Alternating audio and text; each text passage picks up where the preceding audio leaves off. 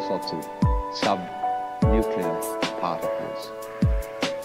But you never arrive at the basic stuff, because there isn't any.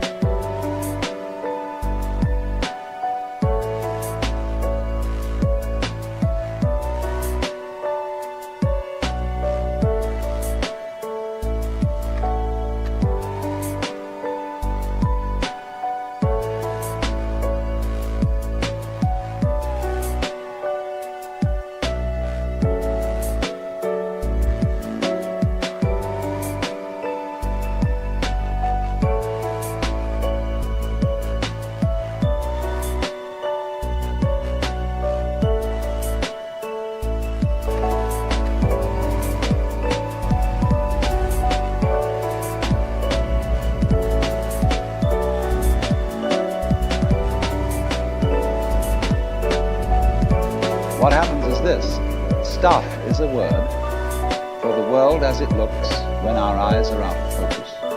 Fuzzy. Stuff, the idea of stuff is that it's undifferentiated as some kind of a rule. And when your eyes are not in sharp focus, everything looks fuzzy. When you get your eyes into focus, you see a form. What happens is this: stuff. And so all that we can talk about the world as it looks when our eyes are out of focus. Stuff, the idea of stuff is undifferentiated some kind of a rule. And when your eyes are not in sharp focus, everything looks fuzzy. When you get your eyes into focus, you see a form.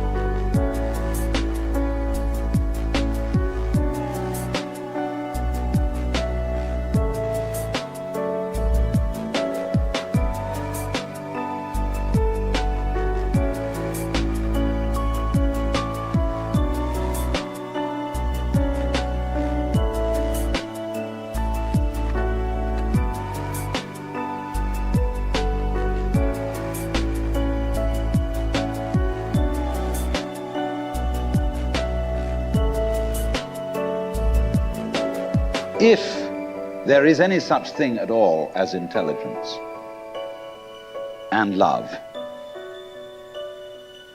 and beauty, well, you found it in other people. In other words, it exists in us as human beings. And as I said, if it is there in us, it is symptomatic of the scheme of things. We are as symptomatic of the scheme of things as the apples are symptomatic of the apple tree or the rose of the rose bush. The earth is not a big rock infested with living organisms, any more than your skeleton is bones infested with cells. The earth is geological, yes, but this geological entity grows people. And our existence on the earth is a symptom of the solar system and its balances, as much as the solar system in turn is a symptom of our galaxy. And our galaxy in its turn is a symptom of the whole company of galaxies. Goodness only knows what that's in.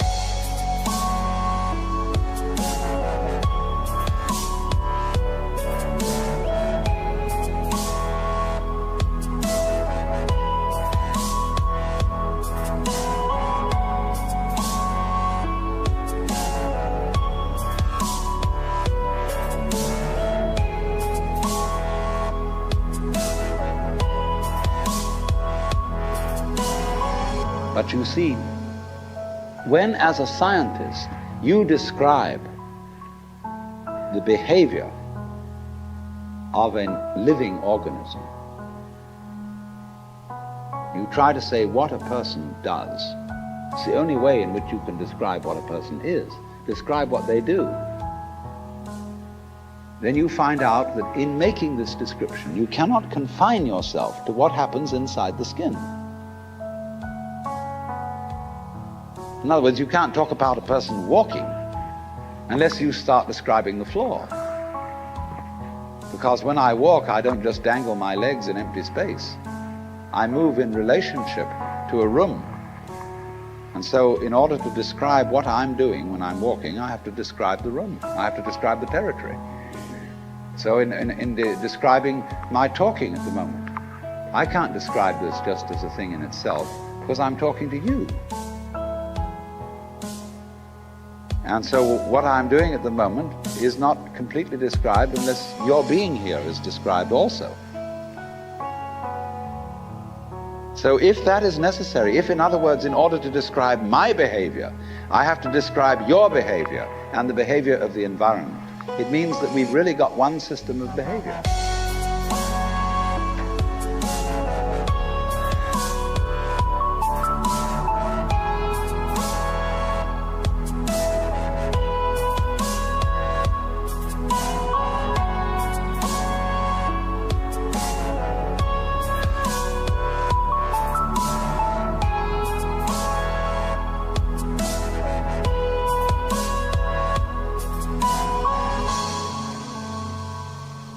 That what I am involves what you are. I don't know who I am unless I know who you are. And you don't know who you are unless you know who I am. There was a wise rabbi once said, if I am I because you are you, and you are you because I am I, then I am not I and you are not you. In other words, we're not separate. We define each other. We're all backs and fronts to each other. You know, you can't, for example, have two sticks. You lean two sticks against each other and they stand up because they support each other. Take one away and the other falls. They interdepend. And so in exactly that way, we and our environment, and all of us and each other, are interdependent systems. We know who we are in terms of other people. We all lock together. And this is, again and again, the serious scientific description of how things happen. And any good scientist knows, therefore, that what you call the external world is as much you as your own body.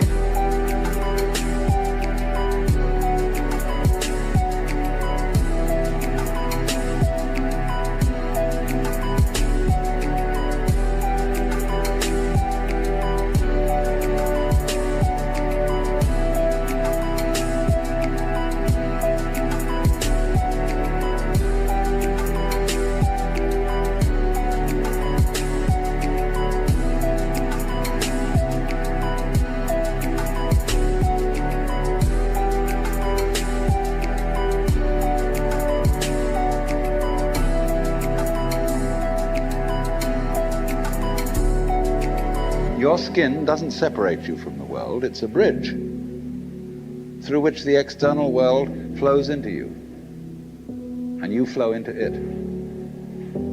Just, for example, as a whirlpool in water, you could say because you have a skin, you have a definite shape, you have a definite form. All right? Here is a flow of water, and it suddenly does a whirlpool.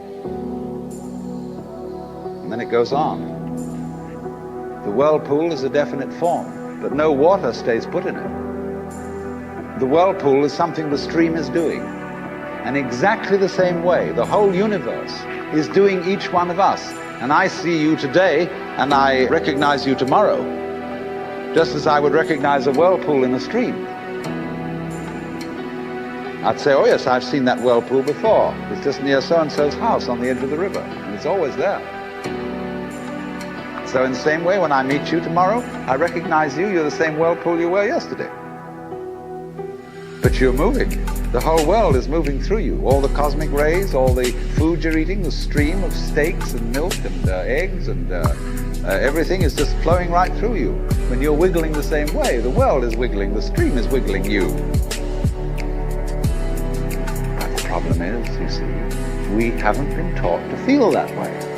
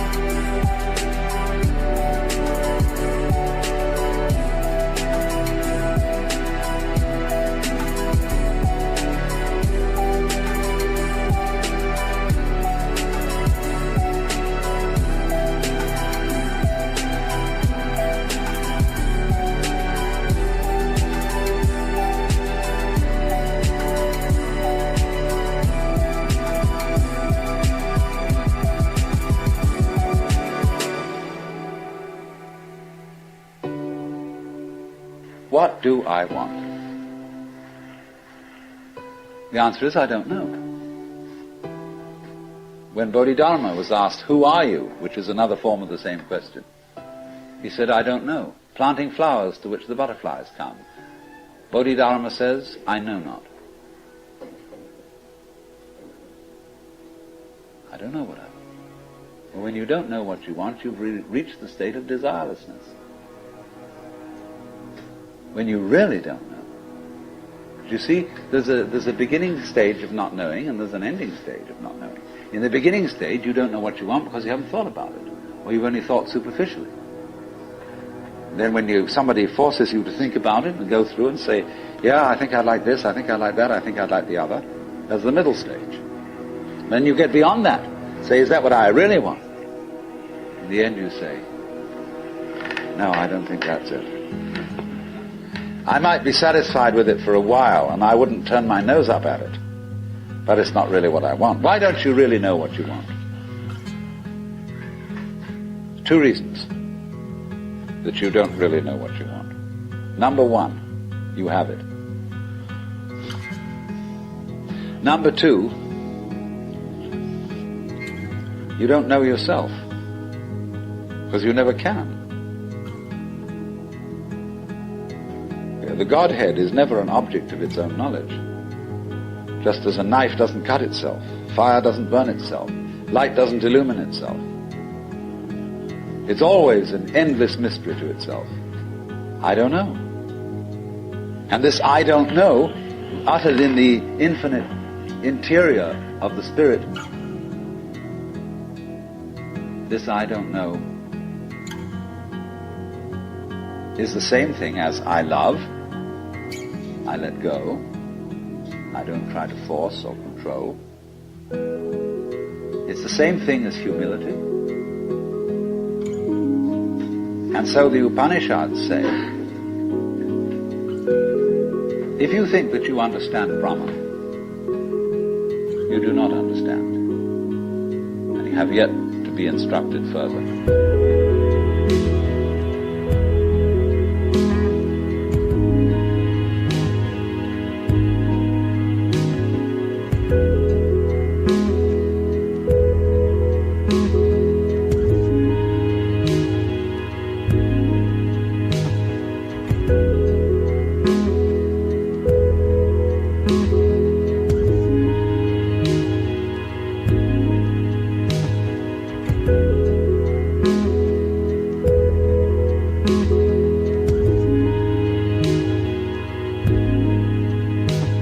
If you know that you do not understand, then you truly understand. For the Brahman is unknown to those who know it, and known to those who know it not.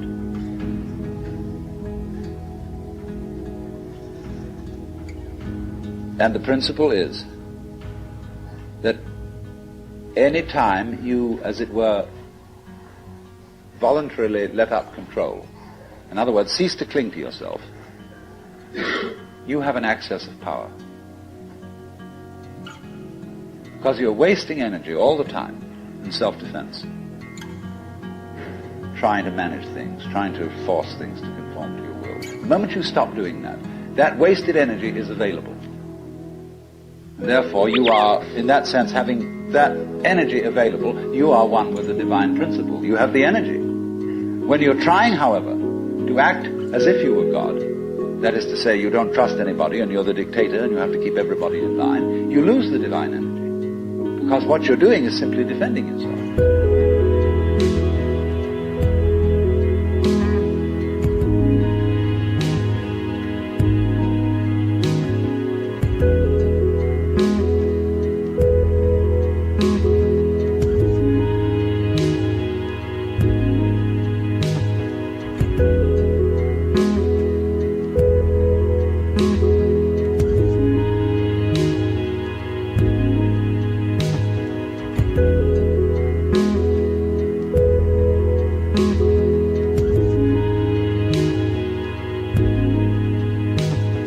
So then, the principle is, the more you give it away, the more it comes back. Now you say, I don't have the courage to give it away.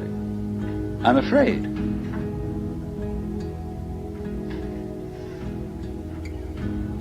And you can only overcome that by realizing, you better give it away, because there's no way of holding on to it.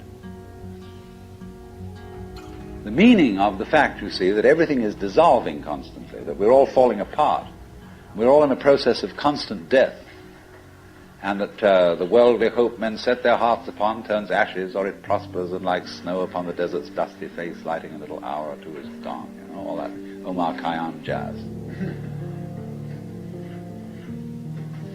You know, the cloud-capped towers, the gorgeous palaces, the great globe itself, I, all which it inherits, shall dissolve, but like this insubstantial pageant faded, leave not a rack behind. All falling apart. Everything is. That's the great assistance to you. See, that fact that everything is in decay is your helper. That is allowing you that you don't have to let go, because there's nothing to hold on to. It's achieved for you, in other words, by the process of nature. So once you see that you just don't have a prayer, and it's all washed up, and that you will vanish and leave not a rack behind, and you really get with that, suddenly you find you have the power, this enormous access of energy.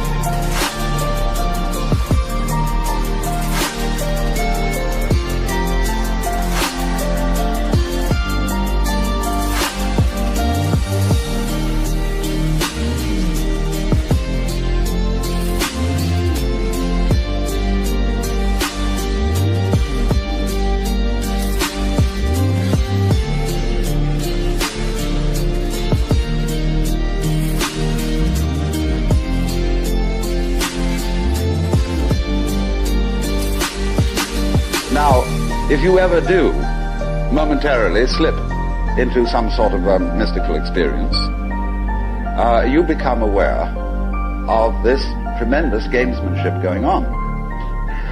And you see it as sort of continuous with all sorts of cosmic games that are going on, of creatures eating other creatures up, and the creatures that get eaten, of course, transform themselves into the creatures that eat them, and then in turn eat other creatures. And you see the whole hide-and-seek game going on, and then you realize very clearly that the state of development that you are in now is no better and no worse than anybody else's state. Because it's like space again. which planet is in, or which star is in the best position. Well, it's all equal.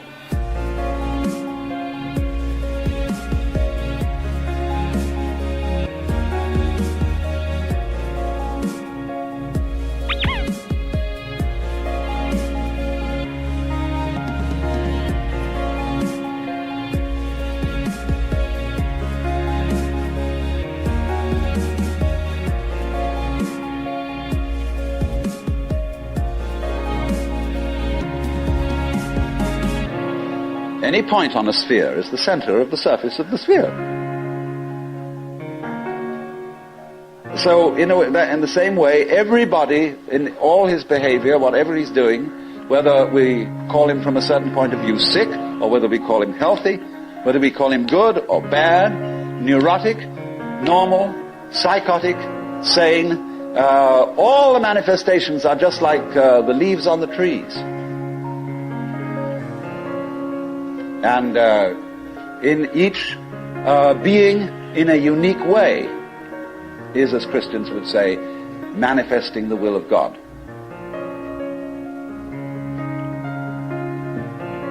So, there really, from that point of view, there is nothing to do to attain Buddhahood. Nothing at all.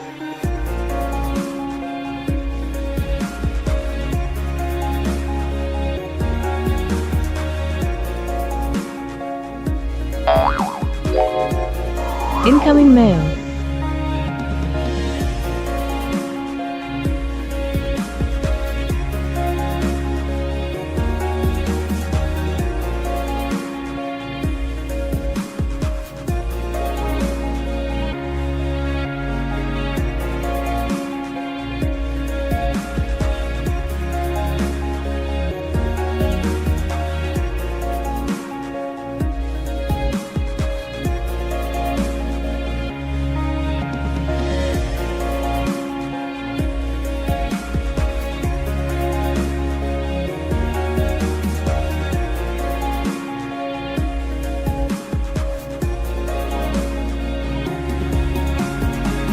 But you see, that's very difficult to understand, because a lot of people, when they hear that there's nothing to do, try to do nothing.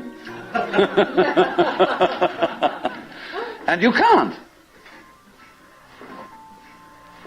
Because you are karma, and karma means action. You can't do nothing. But the thing you're looking for, or think you're looking for, is what you're doing. Is what's called you.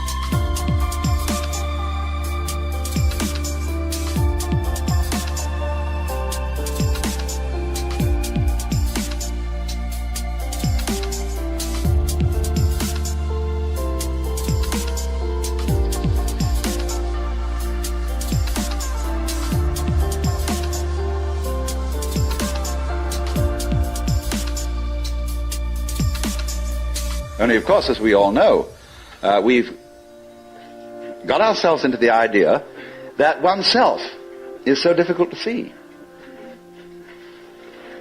Because it's like, as I've often said, trying to bite your own teeth or look into your own eyes, and you can't find it. It's always behind. It's like your head is, from the optical point of view, a blank space. Neither light nor dark. It's right in the middle of everything.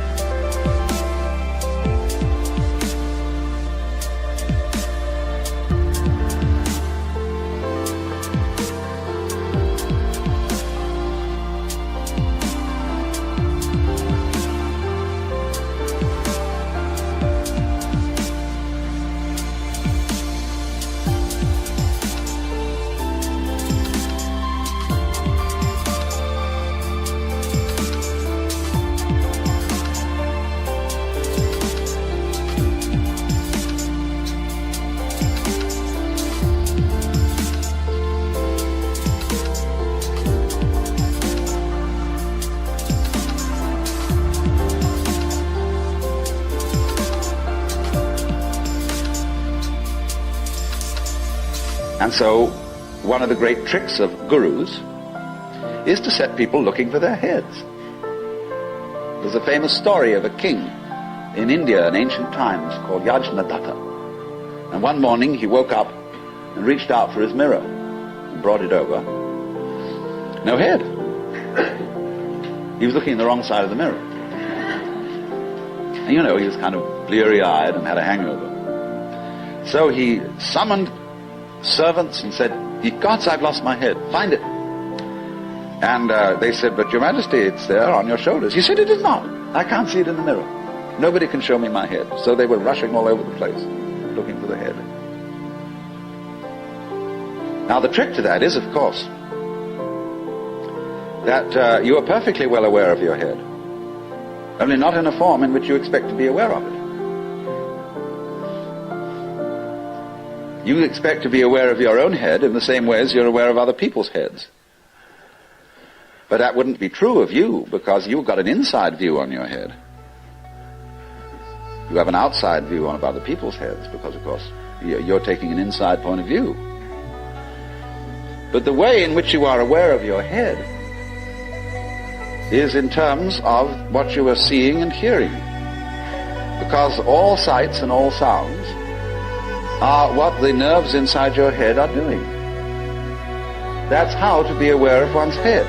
You are aware, therefore, of yourself, the mysterious self that you have, in terms of experience. Because there isn't really any difference.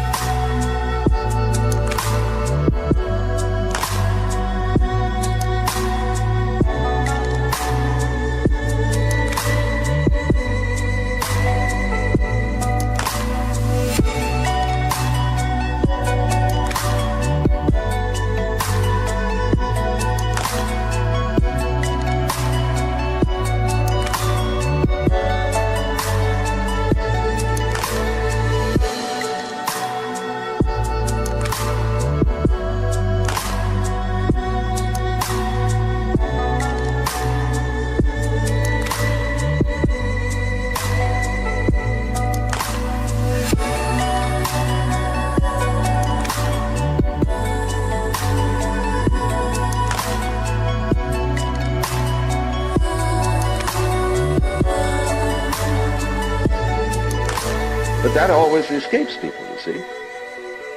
So perpetually, so long as you don't understand that, you can be talked into going on to all kinds of weird excursions.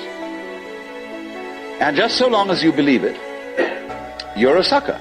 You're hooked. And it takes a tremendous inner confidence and nerve finally to say, "Hey, don't pull that stunt on me anymore. I see through your game."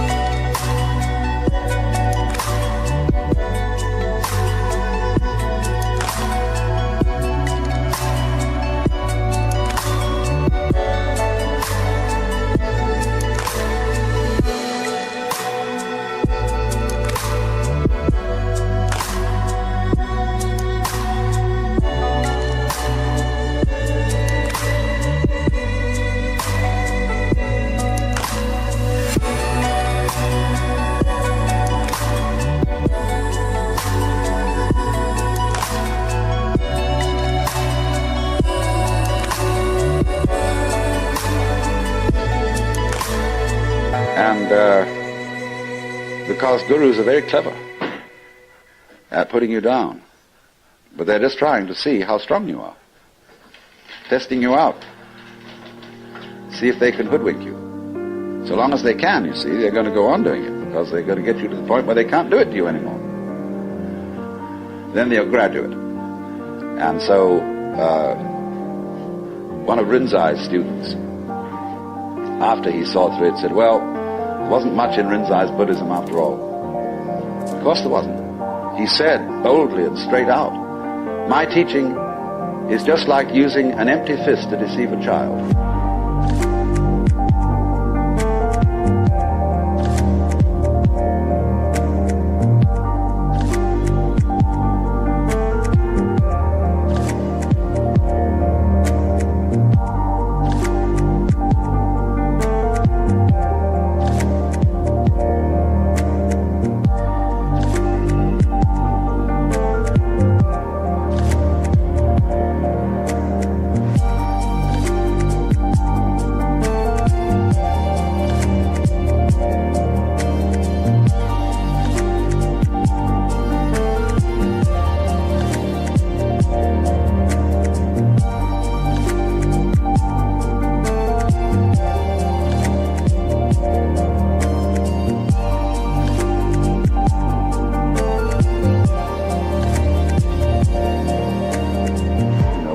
games with the child and pretend you've got something here. The child goes into all kinds of tizzy to get you to open your hand and show what it is, and then there's nothing. Fooled. So you can be fooled, as long as you can be fooled. When you can't be fooled, you don't ask the question anymore, because it's all become clear. It's all become clear that there is no puzzle about this universe.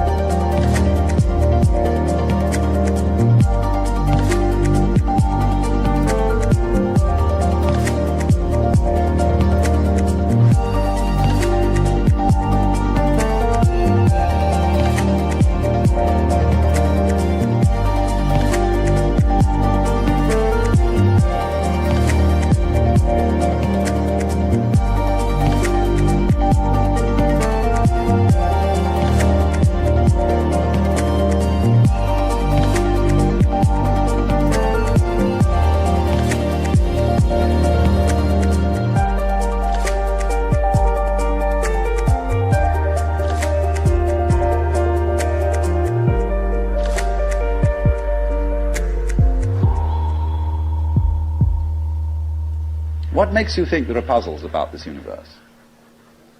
Very simple reason. You're trying to explain it. And when you explain things, what do you mean by explanation? There are several meanings of explanation. There's really one basic meaning. But first of all, to be able to translate what is happening into terms of words or numbers. In other words, to describe. But a real explanation is not just a description. It's a description which enables us to control what we are describing. But didn't we see in the last session that to control the world is not really what we want to do?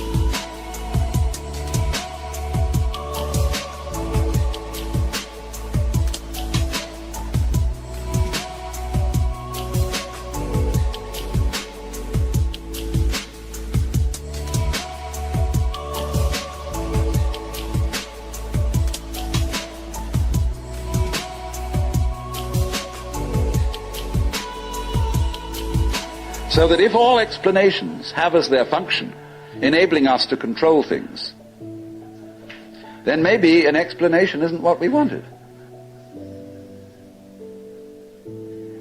And furthermore, you can very simply see that what makes things complicated is explaining them. When somebody explains to you how a flower works, and he's a great botanist, and analyzes all the innards of a flower, and shows the channels, the fibers, the processes of reproduction, and so on that go on in it, everybody stands fascinated. See how complicated that is. How clever God must have been to create that flower, to have all that complexity going. It isn't complicated at all.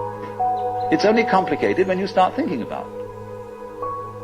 Because the vehicle of words is a very clumsy one.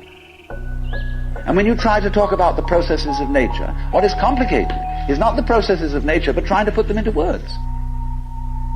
That's as complicated as trying to drink up the ocean with a fork. It takes forever. And so this intense complexity that we see in everything is created by our attempt to analyze it all. And so what we do is, you see, when we analyze, we use our eyes and ears as scalpels, and we dissect everything. And we have to put a label on every piece we chop off. And so we scalpelize, and we get it right down to atoms, getting finer and finer, and we suddenly thought, well, we've got to the end of it, because the word atom means what is not cuttable, atomos. But then we found we could cut the atom, and lo and behold, big fleas had little fleas upon their backs to bite them. And it goes on forever. There is no end to the minuteness which you can unveil through physical investigation. For the simple reason that the investigation itself is what is chopping things into pieces. And the sharper you can sharpen your knife, the finer you can cut it.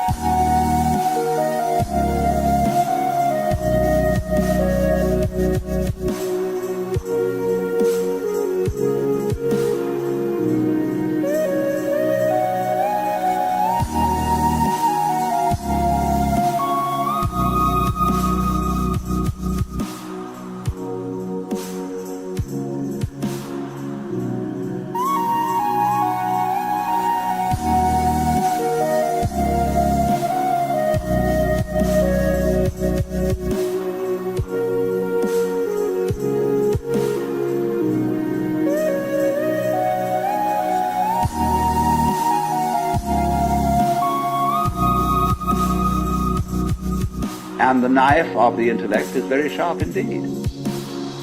And the sophisticated instruments that we can now make, well, there's probably no limit to it.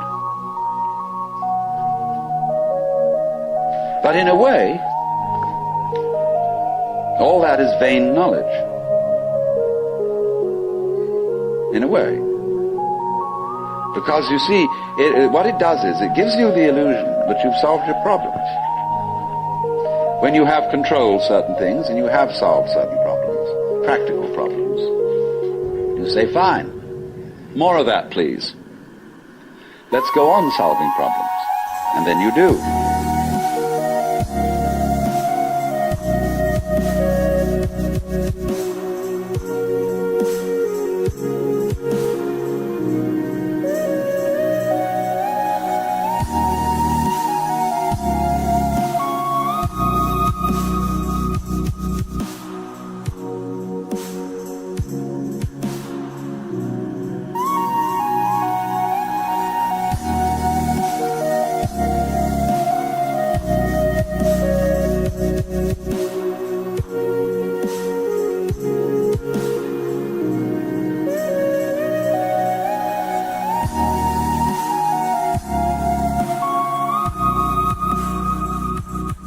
Back in 1958, I was in Zurich, and there met a most extraordinary man by the name of Karlfried von Dürkheim.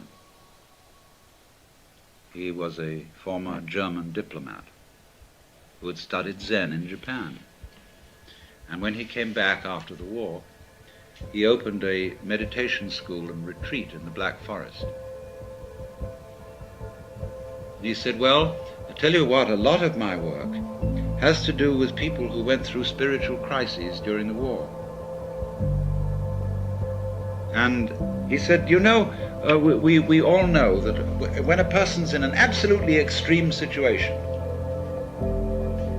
and they accept it, there is a possibility of a natural satori. And that's what I mean when I was explaining that when one gets to an extreme, that is to say, to the point where you realize that there is nothing you can do about life, nothing you could not do about life, then you're the mosquito biting the iron bull. Well, so in the same way he said, look, You heard a bomb coming at you. You could hear it whistle. And you knew it was right above you and headed straight at you, and that you were finished. And you accepted it. And suddenly, there was this strange feeling that everything is absolutely clear. You suddenly see that there isn't a grain of dust in the whole universe that's in the wrong place. That you understand completely, absolutely, totally what it's all about. Because you can't say what it is. But he said in so many cases the bomb was a dud and they lived to tell the tale. Or he said you were in a concentration camp. You've been there so long that you gave up all hope whatsoever, ever getting out. You were just going through this miserable, boring, degrading grind, week after week after week. Nobody paid the slightest attention to you as an individual. You knew you would never get out, and you accepted it. And suddenly, something changed. It's an extraordinary feeling. Freedom.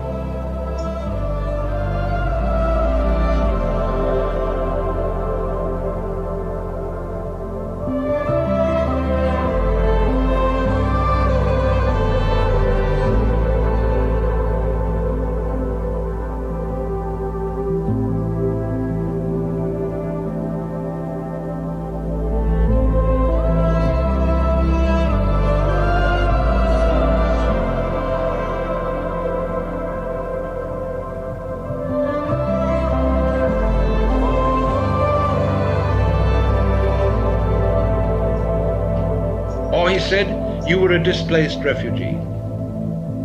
You had lost your family.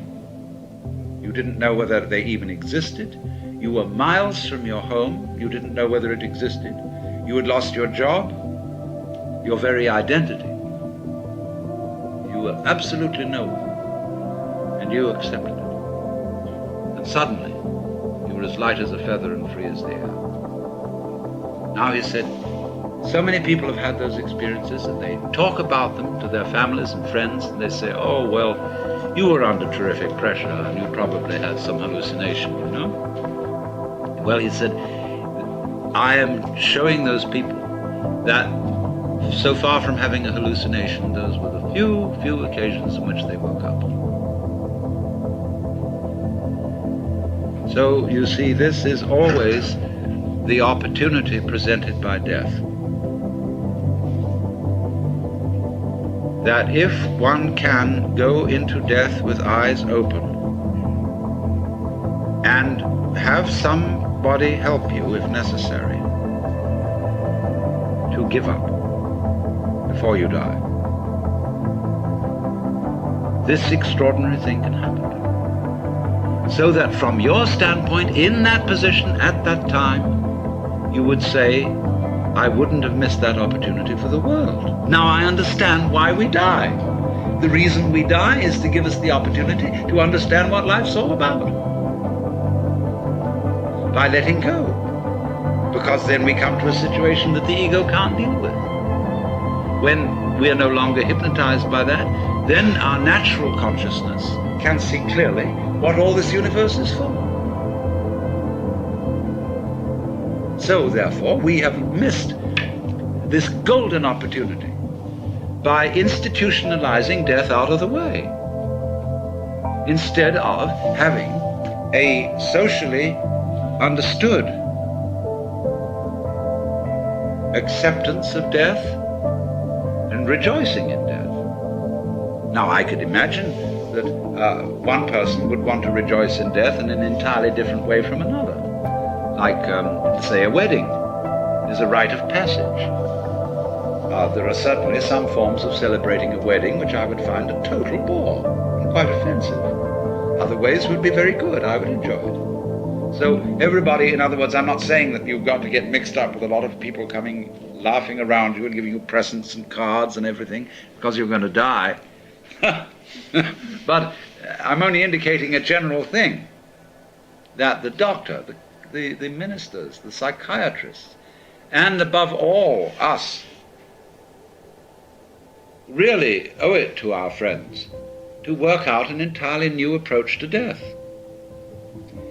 Because what has happened, you see, from earliest childhood, the child learned that great uncle was dying and saw the family put on long faces and say, oh, that's too bad. Even Christians who think they're going to go to heaven, you know, they get absolutely morbid, more so than anybody else, about death, because heaven, as they all know, is a very boring place. And so this frightful thing,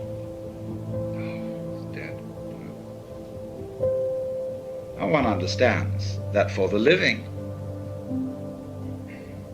to lose someone you love, or even for a dying person to worry about what on earth my wife, my children, my whatever are going to do without me.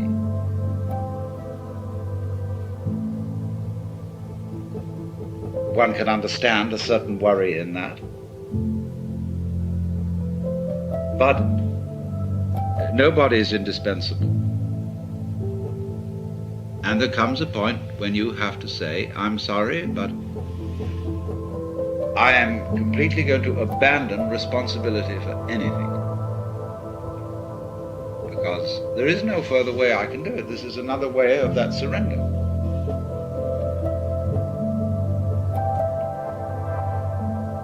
And then the curious thing that occurs is the moment all that is dropped, suddenly it dawns on you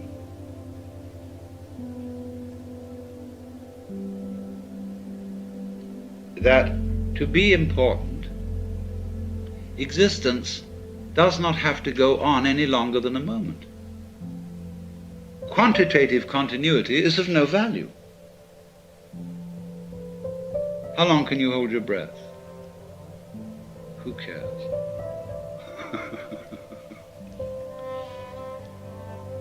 So it follows from that, you see, that if any one of us,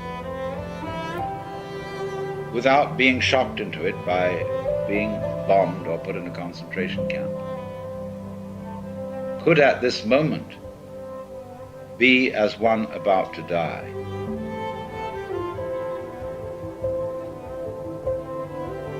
genuinely, honestly, we would understand the mystery of life. Because death is in a certain sense, the source of life.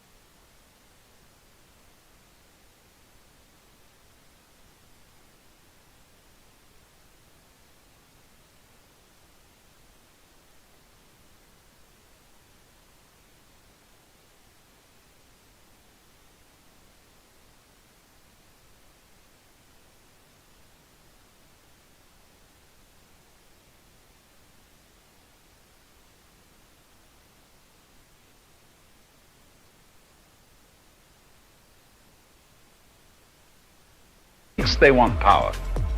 But if you really think through what situation you would be in if you had absolute power, you would say, man, who needs it? You wouldn't want it, because you would be completely bored.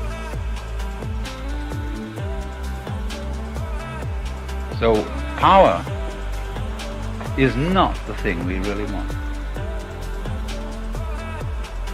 There is nothing more instructive in the world than to think out systematically and thoroughly what it is that you do want. And curiously enough, the best you will come to is that you don't know. Because you want a surprise. Now you can't surprise yourself. You see? If you're in control and you plan a surprise, it's obviously not a surprise. But you see, once you could imagine God, who came to the conclusion in eternity that he knew it all. He had to create something and said to it, surprise me. And that was man.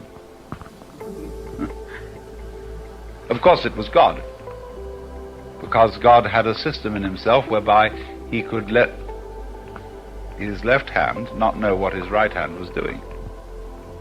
It's like when you play chess with yourself and you take each side in the game quite honestly and try to make it win. One of the most interesting exercises, take a couple of knitting needles or those cocktail picks that look like swords and have a fencing match between your left hand and your right hand and really try to get digs in, but let the other hand be equally defensive against the digs. It's very interesting. That's a good exercise in yoga, to do that. Find out a lot about yourself that way. Let not your left hand know what your right hand doeth. But that's the sort of system we're in. That's like this universe. Because if you understand that you don't want power, not really, you always want to be getting a little more power, but you don't want final power. Because then nothing would happen. It's just like when you're playing a game, maybe bridge, maybe chess, or whatever it is. And at the moment that the outcome of the game becomes certain, you cancel the game and begin again. Because there's no fun in a game with a certain outcome. Might just as well not play it, because any future that is certain is already past in the sense that you've had it. So, I look then upon what we're doing in this world, that every one of us is a particular expression at a particular time and a particular place of the whole thing. Basically, you are the which than which there is no whicher. You are the Godhead. And you don't have to think of that in terms of an old gentleman with a beard. You are basically the Godhead.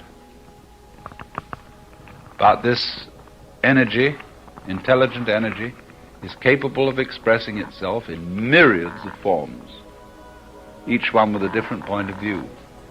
Like your eyes look out of your head, each one with a different point of view. All your nerve ends are there in your skin, almost like the horns on a little snail, all feeling around. Every one is you looking from a different point of view towards the world. So in turn, I can see all human beings' eyes as many, many horns on a cosmic snail, all looking out from a single center. All of us, appearing and disappearing, coming and going. We pop out and we pop in. We are born and we die. We are thrown out and withdrawn. And as you watch this, you see, from a larger point of view, you see a throbbing rhythm, each time coming out with a different variation. One day we could call it John Doe, the next time it's Jimmy Smith, the next time it's, it throbs. It has little subtle variations in it each time, each one worthy of being given a different name. But it's all the same energy doing this. Now, obviously, if you aren't aware of that, and you think seriously that you're just poor little me, who got thrown into this world by some irresponsible parents, and is saddled suddenly with all these problems, and that all it's going to be is that you've got to struggle along as you can, and maybe raise some children to struggle along in the same idiotic way you do, and then give up. And you generally feel frustrated and cheated by the whole scheme of things, because you do not acknowledge that you are responsible for it. That you got yourself into this situation. That you were the evil gleam in your father's eye when he pursued your mother. You were your father. Because he feels in just the same situation you did. He feels he's an I, too, cast into this world. And he may have been brought up, just like you, to feel that he had nothing to do with anything else, that he was somehow disconnected from the whole scheme of things, and merely experiencing it passively as something that happens to you, that is thrown upon you. So long as you choose to feel about things in that way, you complain and you are frustrated and you're fighting, bitching about the whole thing. Which is, of course, all right, because that's what you want to do.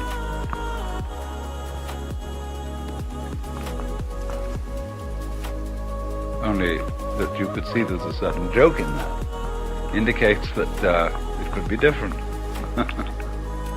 That you don't need to be in that state of mind in regard to it. That you could wake up from this illusion of separateness and understand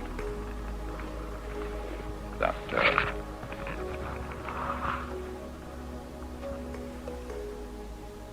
you aren't just a little animalcule crawling around on the surface of a globular rock that revolves around an insignificant star on the outer edge of one of the minor galaxies. But that you are a special case of the center, what there is and of all that there is. You know, it's interesting that in a view of the universe which sees space as curved, imagine for a moment, this is not quite correct, but that all objects in space are on the surface of a sphere. Then you will see at once that every point on the surface of a sphere can be regarded as the center of the surface.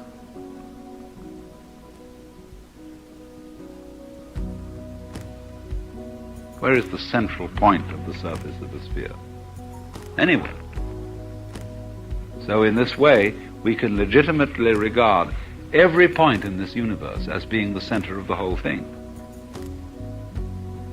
And it's in this multi-centered sense that every eye which looks around and sees the world as something that spins around you, and you're the axis, you're quite correct. It does.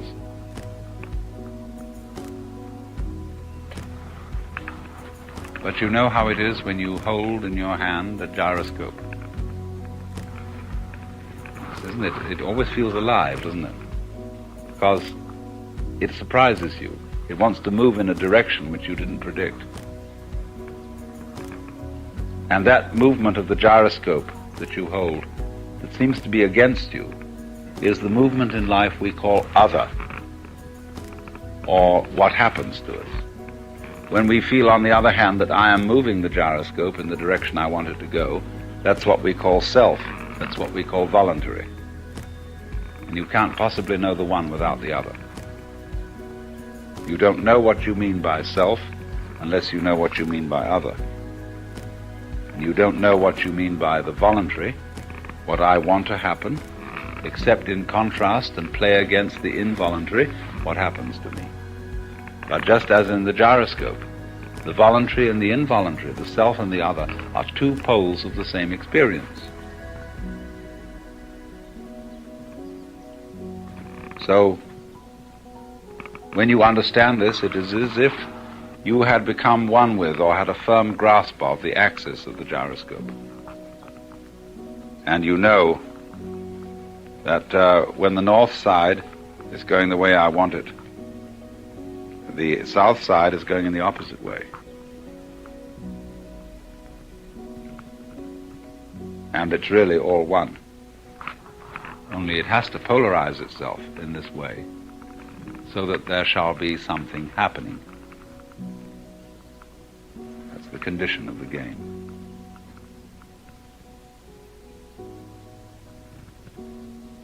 So then,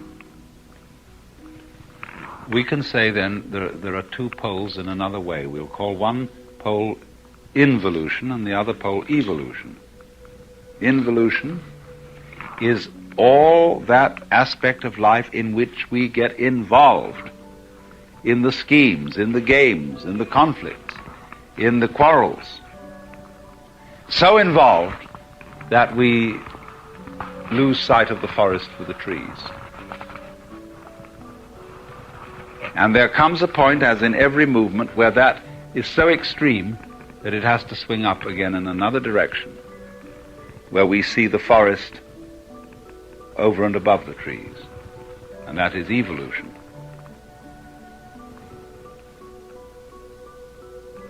Where we, for example, in our present-day culture, have gone through a historical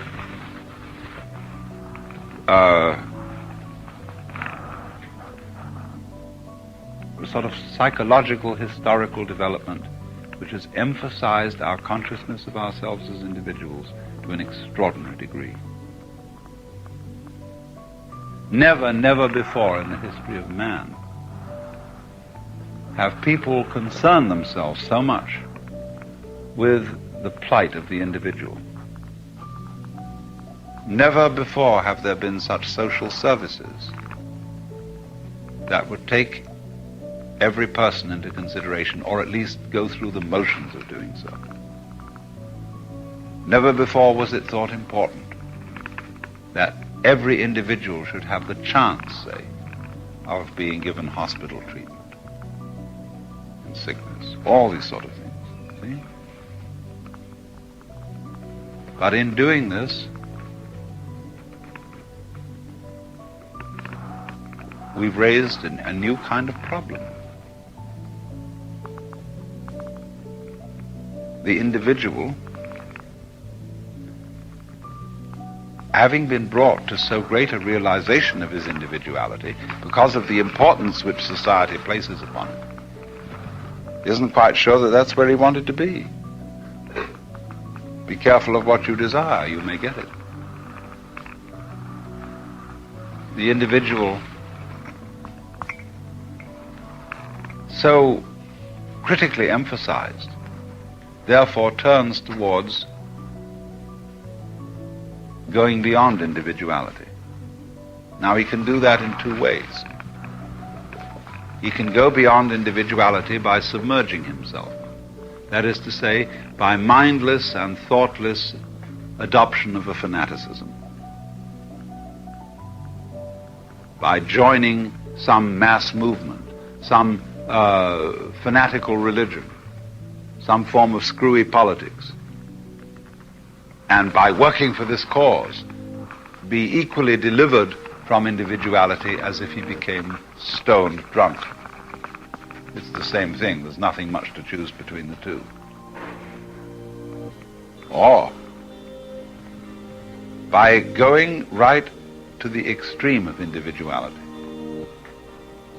Instead of trying to forget one's lonely self-ego feeling, go right into it. And through becoming an individual as intensely as you can become one, by becoming as separate as you can get, you will discover in a very natural way that you are the eternal self behind the whole thing.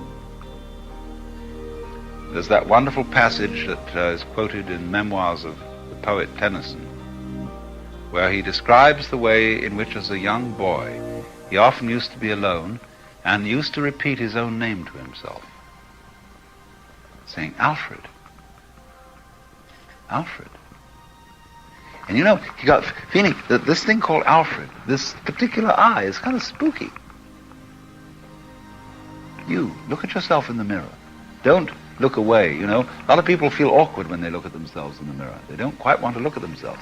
Sometimes if you feel your own pulse, you feel that thing going throb, throb inside you, your finger starts to itch and you want to rub it off like that. You see? Your own inner processes, your own gut is something queer.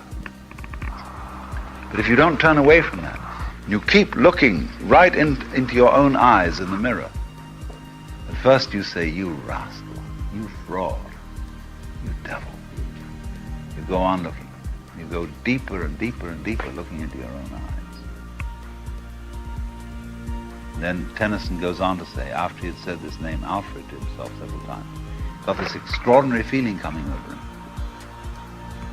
in which he knew with total certainty that beyond this little thing called Alfred, there was this absolutely eternal life that was forever and ever, was the root and ground of everything. I don't know if you've ever had the experience of going back in your mind to childhood and feeling that there's an immeasurably ancient you behind your childhood.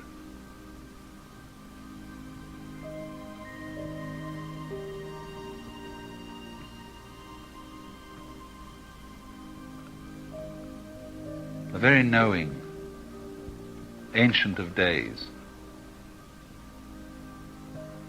But that's what happens, you see, when you go through the experience of individuality to an extreme point. It very naturally explodes into the universal. Whereas if you withdraw from individuality, you are liable never to come across that. You just get caught up in the fashions and fads and customary escapes, which are the solace of most people. That's, you see, the reason for being a hermit. Hermits are people who pursue individuality to an extreme. They go off into complete solitude. And the most interesting thing you will find in the state of complete solitude, when you get really alone, you find that you are connected with everything.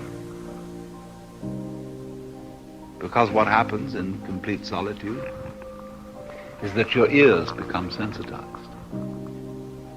And you hear all the sounds you weren't accustomed to hearing. You hear your own heartbeat. You hear the singing in your own ears. You hear the buzz of innumerable tiny insects you never paid attention to before. You hear the sound of the wind and every leaf responding to it. And you suddenly realize that the leaves rippling to the wind and your eardrums rippling to it are all one process. That you, indeed, are like a whirlpool in a stream. The pattern is constant, but the water is always changing.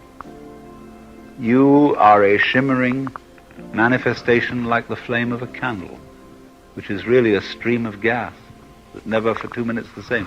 You are a dancing vibration, and on either end of you is the whole energy of the universe flowing through what is called you and wiggling in the recognizable form and then going on, you see. You are a wave waving of this energy. And we're all that, you see, it's doing that. The hermit finds this out. Because by going into complete isolation, he discovers there is no isolation. He becomes so sensitive to every tiniest vibration. And when he discovers that, then the good hermit comes back into the world. And even though he's involved in the busyness and turmoil of everyday life, he still sees this So what is important for us to learn? We're all, most of us, involved in some kind of frantic business. And what I want to suggest to you is that this frantic business can be your yoga, your way of liberation. But you don't have to get out of it. You don't necessarily have to drop out, although that's important for some people. Depends whether you have the vocation to drop out or whether you have the vocation to stay in. But I would not only say would help to make your everyday life into a yoga, but that you won't really be able to stand it if you don't. It's not, as some people say, can we Westerners practice Oriental disciplines? The question is, if you can't, you're not going to survive. You won't be able to take it. So let's get to the point of view where we can see certain types of activity which are normally associated with extreme anxiety, such as various forms of business where we always worry whether we're going to make the payments, whether we're going to make the profit, whether we're going to do this, that, and the other. And day to day, there's this constant anxiety going on. Now, there is a point of view from which those activities can be conducted as complete play and dancing. When you realize that you don't give a damn how it comes out. And it's only when you get to the point that you don't give a damn that you can afford to do these sort of things at all. If you do give a damn, you can't afford to get involved in that kind of business. It'll just wreck your nerves and gives you ulcers. So it's terribly important not to give a damn. We ordinarily think that people who don't give a damn will collapse on the job, will have no motivation. It's because they're not striving for power anymore. They realize that the striving for power is futile. So if you realize that striving for power is futile, what else will you do? What other zest will there be? A lot of people think that if you deprive people of the urge for power, they will have no motivation to do anything. What would be the motivation, shall we call it, if you're not interested in power? Why would you do anything? Why would you make any effort if it isn't that you want to control things?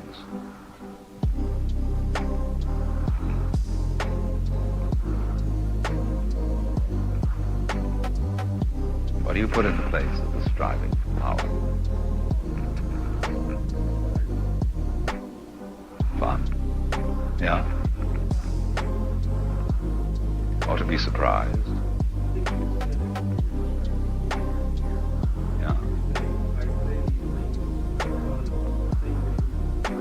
Yeah. Yeah. Right.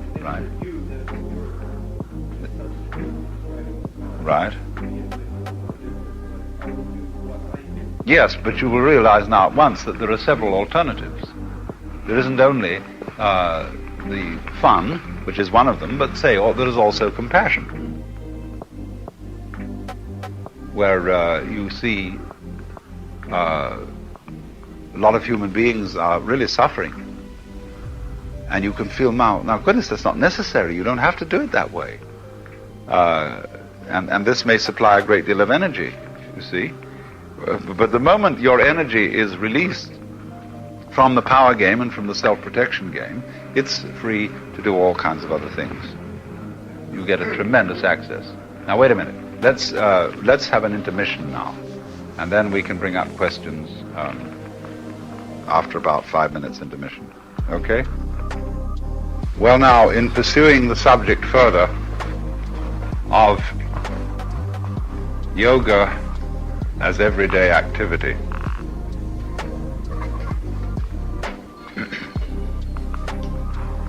yeah, I presume it is understood just what the word yoga, used in a very general sense, involves. the Indians use two words for what I'm talking about. One is yoga, and the other is sadhana, meaning essentially a method or way, the objective of which is for the individual to rediscover, to realize his true identity. That is to say, not who he may be defined as a particular expression of life, but discovers his identity as deeply and essentially one with the whole eternal process of life, with what I'll call, for want of a better word, the timeless energy that expresses itself as this world, or all worlds, or all possible worlds. That's you, in a very deep and real sense. You, the most real, firm, basic sense in which you can say the word I at all. But since this is not ordinarily realized, because we are myopic, that is to say, by looking at life close up and in narrow areas, we become fascinated with the contests, with the problems, with the games that are going on. Just, for example, as if you examined your own bloodstream under a microscope, you would see tremendous battles going on between all kinds of microorganisms. And if you watched it long enough, you'd start taking sides. You'd start to be worried about which one was going to win. And you would feel this crunching of the bodies of microbes as it were in your own bones. And you would therefore forget that you are a healthy human being just because that fight is going on in your bloodstream. The fight at one level, the conflict at one level, is peace at a higher level. And life is all the way like that, all the way up, so that you can imagine what a whopping big piece there is at the top level. When you think of our conflicts as human beings, as the conflicts of microbes, redounding to the health of a higher order of system. And then if you go into mythology and think of the conflicts between Devas and Asuras, the angelic principles, wowee, you know, what a thing that is. And yet that is at a higher level peace. So when we are myopic, that is to say, when we are working and living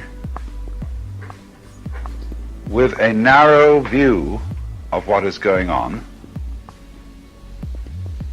then we're anxious and depressed or fearful or whatever it may be, because we have lost contact with our full selves. Now, of course, we get into this way of looking at things because for many, many centuries, human beings have specialized in one certain aspect of their total mind activity, let's call it that. We've concentrated on our faculty for conscious attention. And this is, in a way, what might be called the fall of man.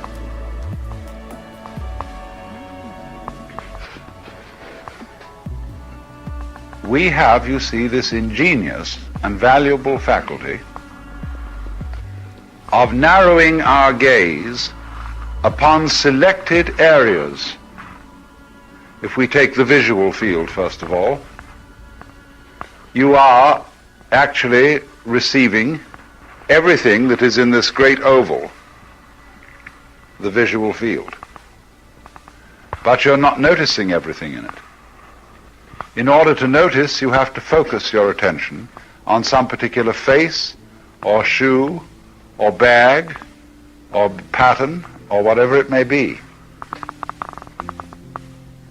And then you're more liable to be able to recall in memory those little grasps of attention than you would any random detail in the whole thing. If somebody says to me, just by chance, what was so-and-so wearing at this gathering, although I've seen you several times, I won't remember if I didn't pay particular attention to it. Now, hand in hand with this kind of radar perception of the world, we scan the environment and pick on things which we think are significant. And we select things that are significant with the aid of having words and therefore markers or tags which we can put on to these particular grasps of perception. And so we come to be completely fascinated in this way of looking at things. It is therefore at the root of reason, of conscious calculation of all kinds. It's at the root of science. But it is, in fact, although it has extraordinary advantages, it is a very limited way of responding to the world, because it's clumsy. And it is not the only way in which we respond and fit in with the world, because all the time going on underneath our conscious attention is an interaction between our own organisms and the total physical environment of immense complexity, and which for the most part escapes our attention. We are doing our bodies, but we haven't the faintest idea in terms of language how we are doing it. You don't know how you managed to get born. Not really. You know a few skimpy details, but you don't know how to grow a fetus in a womb, how to arrange the marvelous balances which keep that fetus warm and fed. You don't know how to shape your bones, but you do it. But this has nothing to do with your conscious attention. And therefore we may be constantly astounded at the miracles performed by, say, a nervous system upon which our power of conscious attention is based, but which conscious attention itself does not comprehend. The nervous system is still too complicated for our most advanced neurologists to understand in any but a very partial way. And therefore, all great skill in any kind of work of art or craft or any human activity depends upon your being able to do it in the same way that you grow your hair and shape your bones.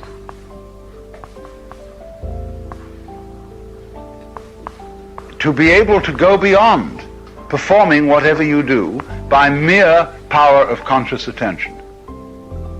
Because that is a really very superficial faculty. It's like radar on a boat. And the function of the radar on the boat is merely to watch out for rocks and any novel thing that occurs in the environment. Consciousness is directed towards novelty. And those things which stimulate the nervous system all the time disappear from consciousness. They are beneath notice because they're constant. That's the difficulty of, say, monogamy. When you have the same girl stimulating you all the time, you tend not to notice her. And likewise husband. See? That's the problem with all constant features of life. They begin to slip from attention.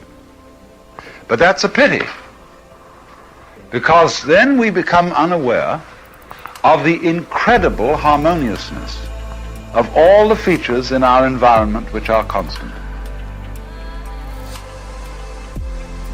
The absolute beauty of this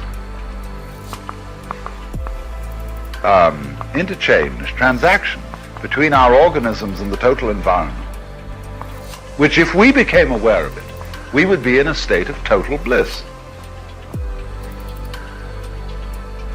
But because our conscious attention is geared to looking out for differences and for things that are new and novel, and because we've become over-fascinated with it, we are mostly blind to the miracle and the joyous performance of life which is going on all the time.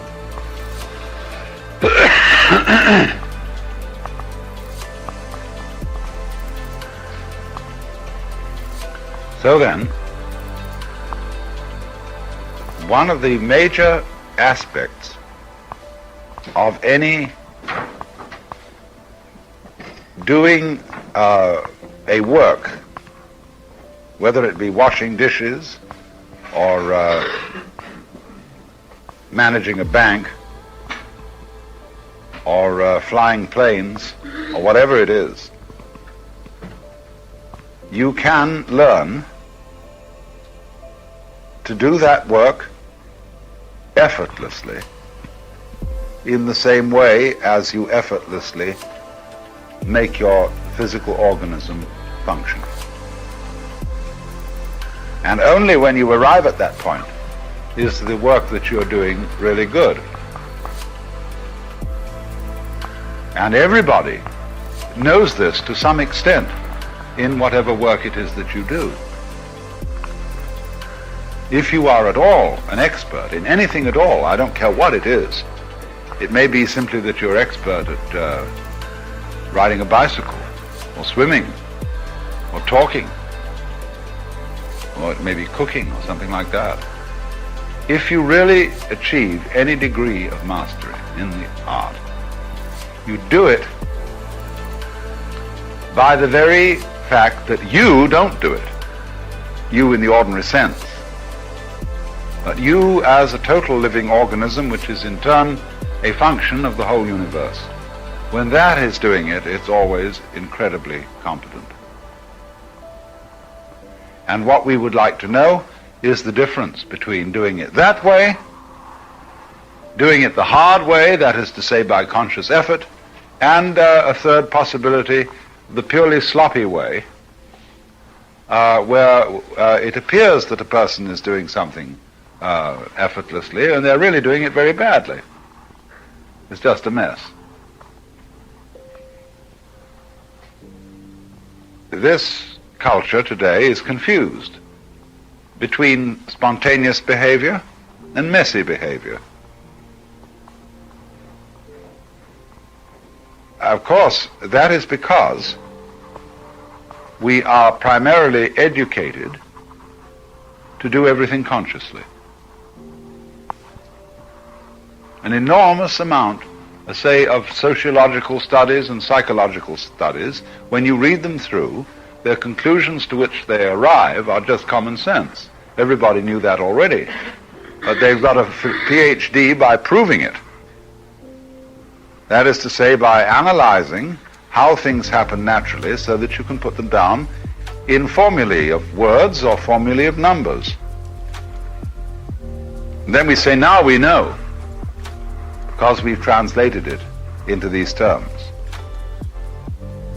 And all academic knowledge is the minute measurement of what goes on in the world, in the hope that if we measure it this minutely, we shall be able to predict what it will do next, and in this way control it.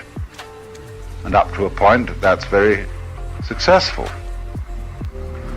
But there comes a point when it's not so successful, because in ordinary affairs of life, we do not have time nor the expensive instruments to make these minute examinations of our problems and what we're supposed to do. We have to make decisions long before any kind of rational process could have worked out the right thing to do.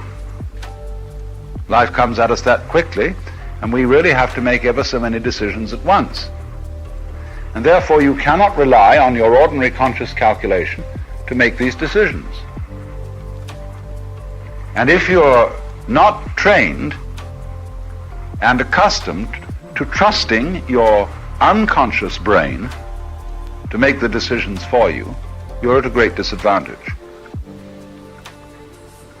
And therefore, basic to all this kind of thing is learning to trust your own apparatus. You have, therefore, inside your head the best computer that exists at all, anywhere. And it's there to be used. It's there for you to give it problems, and instead of your trying by muscular efforts to work out those problems, to let your own computer do it for you. And you will always be confused when you first try this. Firstly, because you can hardly believe anything can be worked out that way. And secondly, because you will accept answers from it before it's ready, or after it's ready, because you didn't accept the first thing you thought of as the answer. For example, when people are trained in aircraft identification, they expose outlines of different types of aircraft on a screen where they're exposed for only 1,000th of a second. And then that's the speed with which you need to be able to recognize different kinds of aircraft. Or then they put on the same screen 8-figure numbers. And the art of recognition is always to go for the first thing you thought of. If you get an 8-figure number, don't stop to think, just write down the first 8-figure number you can think of. And in a short time you find you are recording what came on the screen quite accurately. Because you're trusting your real first thought.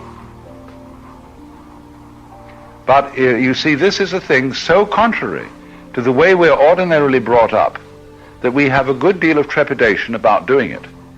And this, for this reason, most people find it convenient and safe to do this kind of experimentation at first in things that are not important.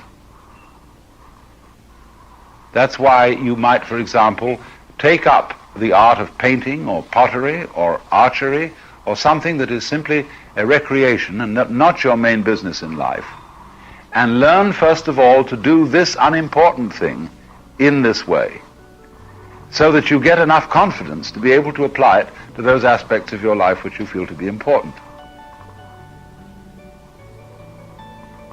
And so that's why, say, in Japan, many people take up an art outside their ordinary business. They'll take up tea ceremony, or flower arrangement, or judo, or kendo, which is fencing, or even Zen practice, because this is something aside from the normal business of life, in which they will get the training of